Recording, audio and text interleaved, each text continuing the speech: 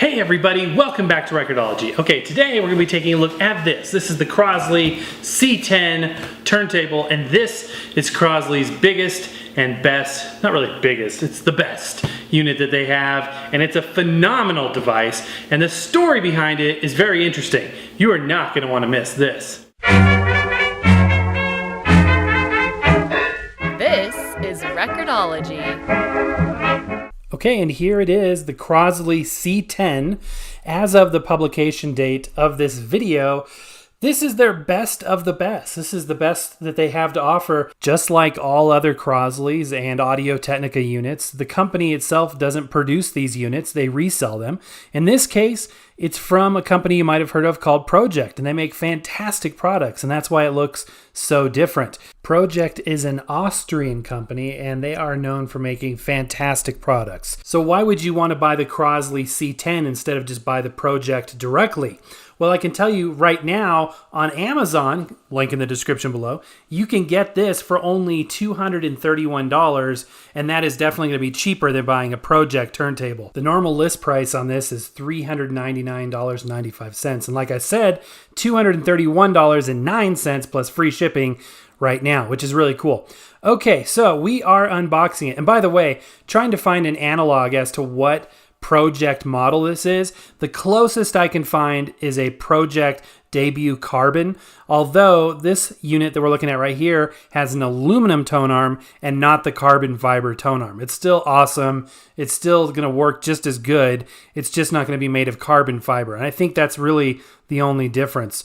So here we are unpacking it. This has some of the most bizarre packaging materials I've ever seen. This good sort of fabric wrap instead of plastic for most of the compartments. But looking in here, there's a lot of loose pieces, which is weird. Strange triangle piece. Here's the audio cable. The power supply's fallen out of the box somehow.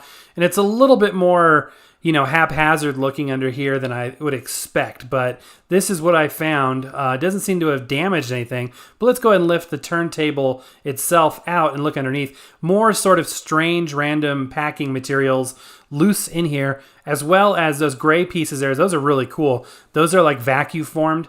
And typically, I've been in the shipping business before, and they have these things where you kind of crack them open and they expand to fit the package. And I think that's what those are. Those are really good and really expensive. So it's good to see that they took the time and money to do that. And there's the platter. I kind of wondered, did I accidentally open this thing upside down? But I don't think so.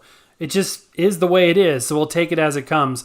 Now here are all the components laid out. I'm going to go ahead and unpack the power supply, unpack the counterbalance, all that good stuff.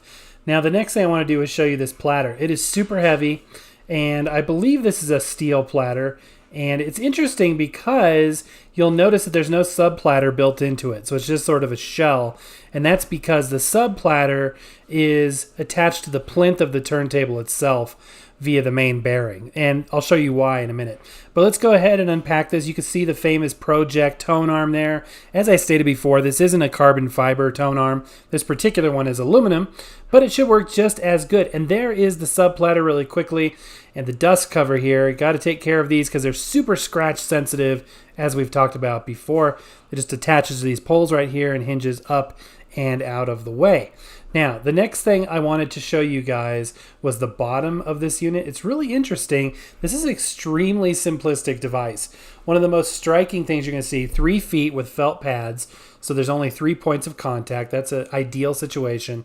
Power switch on the bottom, connected straight to the power supply and motor, which is right there. Now you'll see through the grill here, there's a Pro-Ject label on the bottom side of this massive, massive motor. Why is it such a big motor? The reason why it's a big motor is because you want that stability and that higher torque.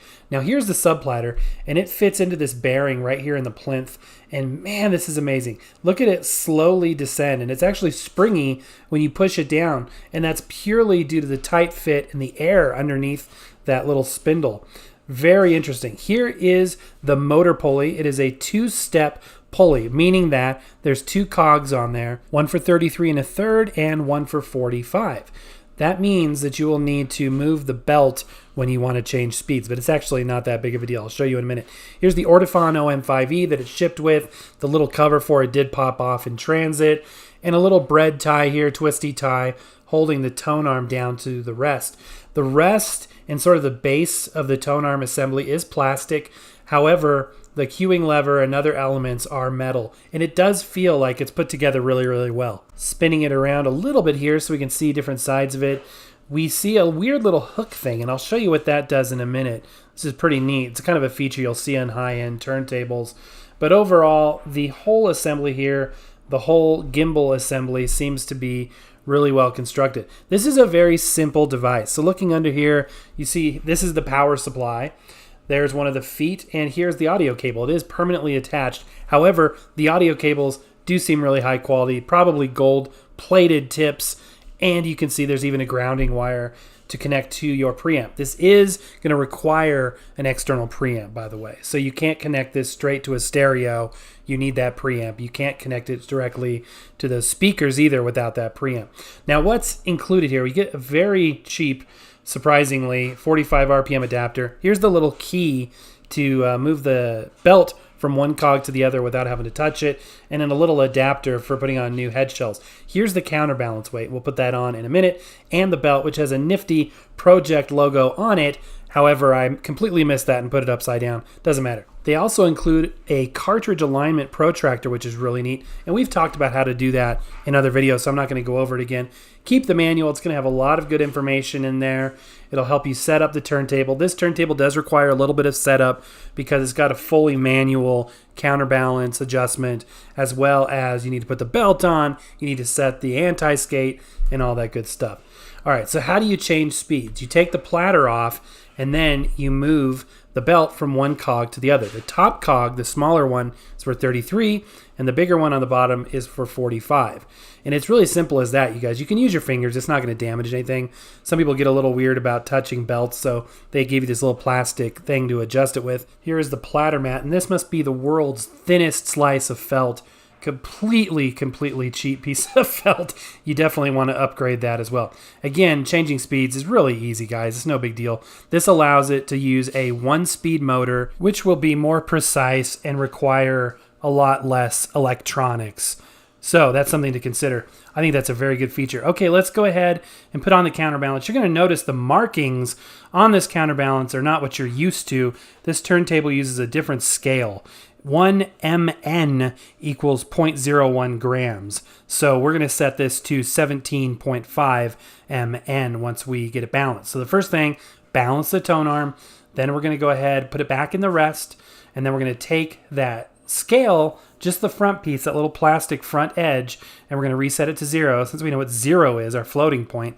Then we're going to apply that 17.5 mn of down pressure. Of course, that's completely dependent on the cartridge, the OM5e from Ortofon. Great entry-level cartridge. It's an elliptical cartridge. This is what it requires. Now we're going to do the anti-skate, which, unlike other units that use just a simple little knob and all the magic happens under the platter, under the plinth, this one goes right above. This is the best way to do it. Basically, you just attach it to that second position on the back pole there, and then take the filament that's attached to the weight and hang it over that hook so it's out of the way. That's a unique way to do it compared to a lot of the other ones we've seen, but it's really cool. You'll definitely be the coolest kid on the block with this turntable. And also, as I said before, you do have an alignment protractor. No need to adjust this cartridge. It's been factory aligned for your pleasure. Look at that platter mat, you guys. That is fresh out of the package and it already looks 50 years old. It's just a cheap, thin piece of felt. Okay, let's go ahead and give this a sound test. I decided to record the sound ambiently using a stereo microphone, so it should give you good channel separation and allow you to hear the room acoustics as well. Obviously, the direct feed of this would be one way to do it, though I decided to do it a little bit differently this time. So sit back, relax, and enjoy a little music from the Crosley C10.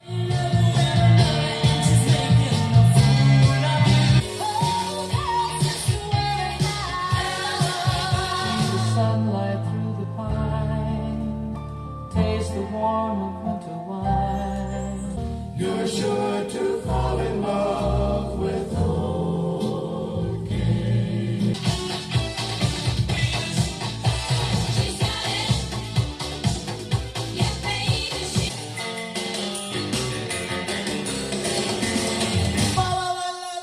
sounds fantastic. It's a great turntable, highly recommended, and very simple. There's a motor to spin the platter. There's voltage applied to the cartridge, which is just a transducer. It changes mechanical information into electrical information. And that's about it. It's simple, it's high quality, and I would absolutely recommend this, you guys. All right, guys, and that's going to do it for today. If you want to get your hands on the fabulous Crosley C10, click on the link in the description below. Let me know your thoughts on this turntable. What do you guys think of it? What's your opinions? I think it's a phenomenal product, and I'm really looking forward to seeing what Crosley's got coming up, because they know that people, on one hand, they like the retro, they like the entry level, and for a lot of us, that's really the only way we can get into vinyl, because it's not like we have a lot of extra cash lying around or we can buy expensive turntables. But on the other hand, you have the enthusiasts that really want to invest that money into a very nice setup. Now, not a lot of us can do that, but for those that can, they're really looking for high quality parts, components, materials, and it's interesting to see Crosley get into that side of the market as well. I think it's a smart move, and this is a great product, you guys. I would highly recommend it. All right, but that's gonna do it for today, guys. I hope you enjoyed it. Happy record listening, and we'll catch you next time.